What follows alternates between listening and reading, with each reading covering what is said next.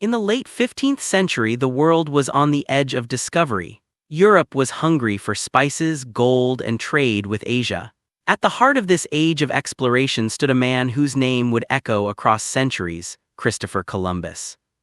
Christopher Columbus was born in 1451 in the Republic of Genoa, a powerful seafaring city-state in what is now modern-day Italy.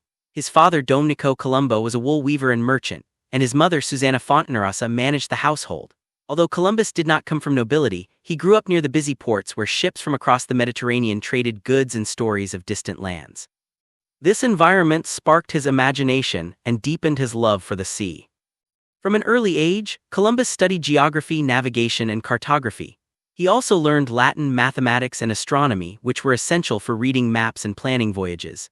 He spent hours poring over books by scholars such as Ptolemy and tales from explorers like Marco Polo, which convinced him that great wealth and discovery lay across the oceans.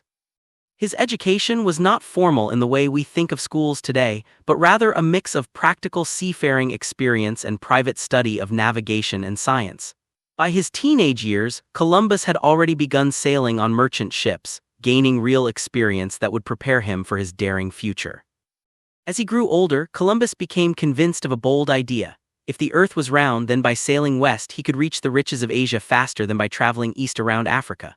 Most scholars at the time already accepted the earth was round, but Columbus believed the journey to Asia was shorter than others thought. This belief, though partly mistaken, became the driving force behind his lifelong quest. But dreams often meet resistance. For years, Columbus approached kings and nobles across Europe seeking sponsorship for his voyage. Most rejected him. They believed his plan was dangerous, some feared the oceans were endless, while others thought he had miscalculated the Earth's size. Yet Columbus was relentless. Finally, in 1492, after years of persistence, his fortunes changed. Spain's rulers, King Ferdinand and Queen Isabella, agreed to fund his journey, hoping it might bring wealth and glory to their kingdom.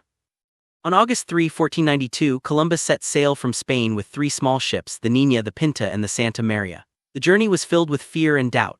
As weeks passed without sight of land, his crew grew restless and threatened mutiny, but Columbus never wavered. Then in the early hours of October 12, 1492, a lookout's cry rang out, "Land!" They had reached islands in the Caribbean. Columbus believed he had found Asia, but in reality he had stumbled upon a world unknown to Europeans, the Americas. Over the next decade, Columbus made 4 voyages across the Atlantic. He explored parts of the Caribbean, Central America, and South America. Though he never set foot on what we now call the United States, his journeys opened the gateway for Europe to explore and later colonize the New World. At first, Columbus saw himself as a governor of these new lands. He established small settlements and encouraged Spaniards to move there. The most famous was La Navidad, built on the island of Hispaniola, modern-day Haiti, and the Dominican Republic. Although this settlement eventually failed, it marked the beginning of Europe's permanent presence in the Americas. News of Columbus' discovery spread quickly across Europe. Soon, other explorers followed in his footsteps, men like Hernán Cortés, Francisco Pizarro, and later settlers from England, France, and the Netherlands. They came seeking gold, land, freedom, and opportunity. The Americas became a new frontier where people dreamed of building better lives. Over time, more and more Europeans crossed the Atlantic. They established colonies, built towns, and brought with them their languages, religions, and cultures. The first successful English settlement in North America came more than a century later in 1607, with the founding of Jamestown in Virginia. Later, the Pilgrims arrived in 1620 on the Mayflower, establishing Plymouth Colony.